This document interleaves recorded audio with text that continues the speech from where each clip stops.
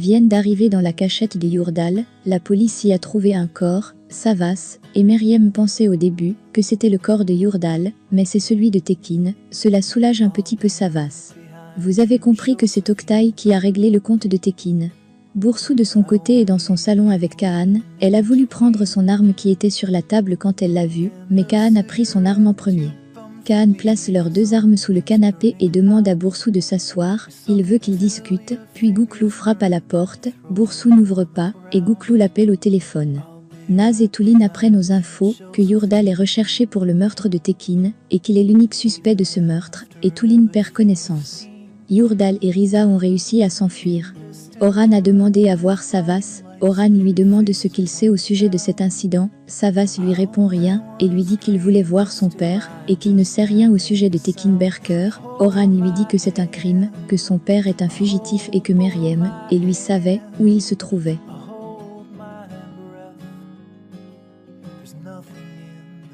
Savas lui dit que Meryem ne sait rien, qu'elle est juste venue avec lui. Oran voulait conduire Meryem et Savas au poste, mais Savas l'a convaincu de ne pas arrêter Meryem. Il est donc la seule personne qui est arrêtée.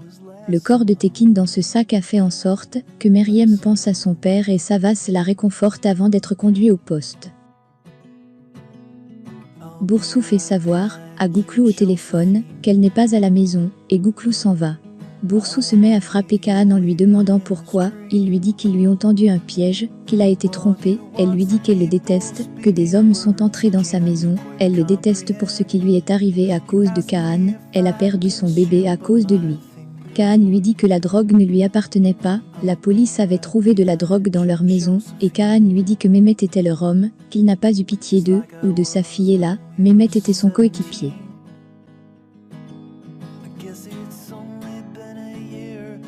Boursou lui dit qu'il ment et Kaan lui dit qu'il ne ment pas, que ce type, Mehmet était son partenaire. Il fait savoir à Boursou qu'ils étaient en mission et qu'il a su que quelque chose ne tournait pas rond et que Mehmet avait compris qu'il savait et qu'il y a eu un combat et Mehmet s'est fait tirer dessus.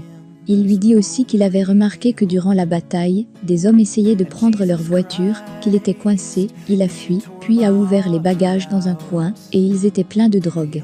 Kaan lui dit qu'il ne savait pas quoi faire, qu'il était sous le choc et a fui, qu'il y avait une annonce à la radio, qu'ils ont dit qu'il est mort, qu'il ne savait pas quoi faire, et a couru vers elle, qu'il est retourné à la maison pour lui demander son avis. Boursou lui demande s'il blâme son défunt partenaire, et lui dit qu'elle le connaissait. Elle est convaincue que Mehmet n'a pas pu faire ce que Kaan dit. Kaan lui demande si elle le connaissait mieux qu'elle le connaît, et lui demande s'il aurait pu faire quelque chose comme ça. Elle lui dit qu'elle ne l'a jamais connu.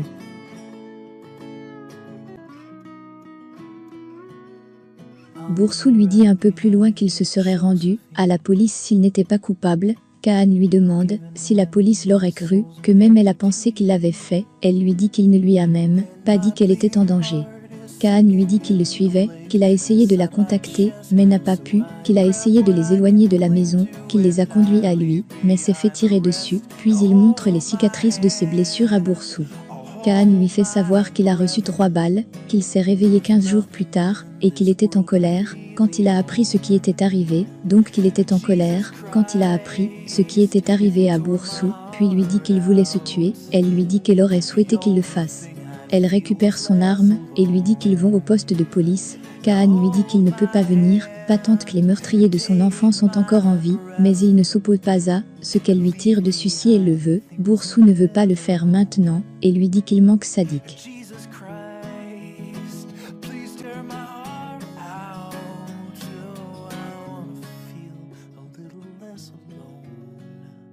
Elle lui fait savoir qu'elle le cherche depuis des années, Interpol aussi, mais personne n'a rien trouvé. Kaan lui dit qu'il viendra à lui, qu'elle le verra aussi, et lui demande qu'ils prennent leur vengeance ensemble, puis elle pourra l'arrêter, ou le tuer, si elle le veut. Puis Boursou reçoit un message de Meryem lui disant que Yurdal Sargun a tué Tekin Berker, et que Savas est en détention. Puis Boursou demande à Kaan de lui trouver Sadik, et lui demande de ne pas venir à elle sans l'avoir trouvé, puis lui dit qu'elle le tuera vraiment cette fois, et va au poste de police. Boursou croit Gouklou dehors, ce dernier s'en allait, mais est rentré pour attendre Boursou. Gouklou lui demande si elle n'était pas en service, elle lui dit qu'elle ne voulait pas qu'il vienne. Gouklou lui demande pourquoi elle lui a menti, pourquoi elle n'a pas ouvert la porte, et lui a demandé de partir.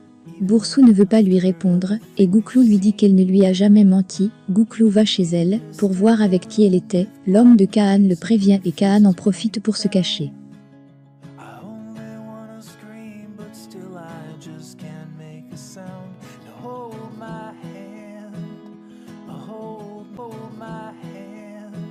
Gouklou comprend une fois dans la maison qu'elle était avec Kaan, ce qui le met très en colère, et il se met à chercher Kaan. Il voit le message que Kaan a laissé à Boursou. Gouklou lui demande si elle n'a pas ouvert, parce qu'il était là. Elle lui demande comment elle pouvait les laisser se voir. Gouklou lui demande un peu plus loin si elle a peur qu'il tue Kaan, ou est-ce qu'elle le protège. Boursou lui demande de se ressaisir, puis lui dit qu'ils parleront, mais pas maintenant, et lui montre le message de Meriem. Meriem est au poste, car Savas s'est fait arrêter. Elle lui écrit un petit message. Elle lui dit dans son message que tout sera terminé un jour, et que cela les mènera loin, et lui demande de penser à ce jour. Elle lui dit que peut-être, qu'un jour de juin, ils atterriront sur un pont dans une ville qu'ils ne connaissent pas, qu'ils fermeront leurs yeux au soleil.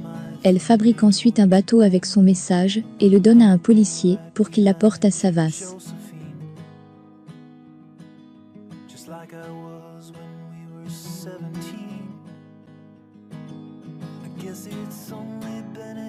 Le policier apporte le message à Savas. Ce dernier est très heureux quand il le lit, puis il écrit à son tour un message à Meriem au verso du bout de papier sur lequel Meriem a écrit son message.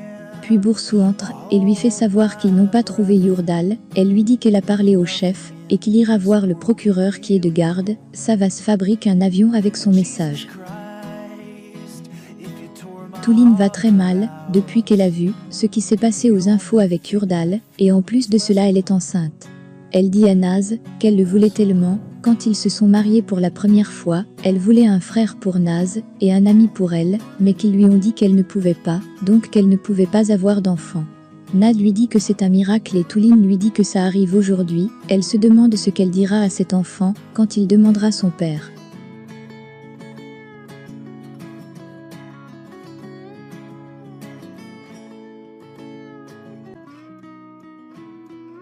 Jasmine apprend ce qui est arrivé à Tekin, et que Yurdal est le suspect de ce meurtre au journal. Elle prend un miroir, puis regarde son visage, et celui de Yurdal. Elle cherche probablement une ressemblance entre eux.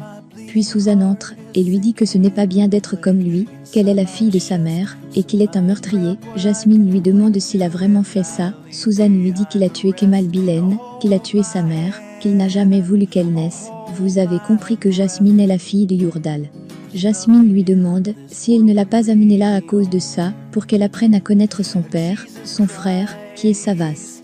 Suzanne lui dit qu'elle l'a amené là, pour qu'elle puisse voir qui il est, donc pour qu'elle puisse voir qui est son père. Jasmine lui demande si elle ne la présentera jamais à son père. Suzanne lui montre une photo de sa mère, et lui demande de la regarder, si elle veut une photo de famille. Suzanne lui dit ensuite que peut-être, qu'elle se souvient qui elle fait preuve de pitié, puis lui dit qu'elle l'enverra en Amérique demain matin, et que peut-être, que si elle se rapproche de la tombe de sa mère, alors elle ne sera plus confuse.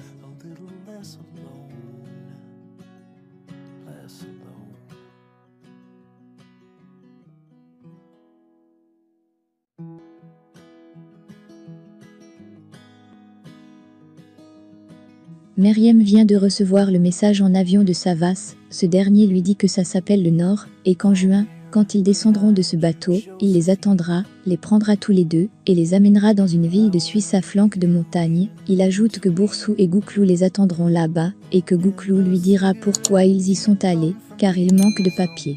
Meriem donne ensuite le papier à Gouklou, et Gouklou lit le message de Savas. Meriem lui demande ce qu'il y a dans cette montagne en Suisse. Gouklou lui donne un indice. Il lui dit qu'il y a 5 Turcs et un bureau, l'un d'eux est un employé du gouvernement rémunéré. Meriem lui demande ce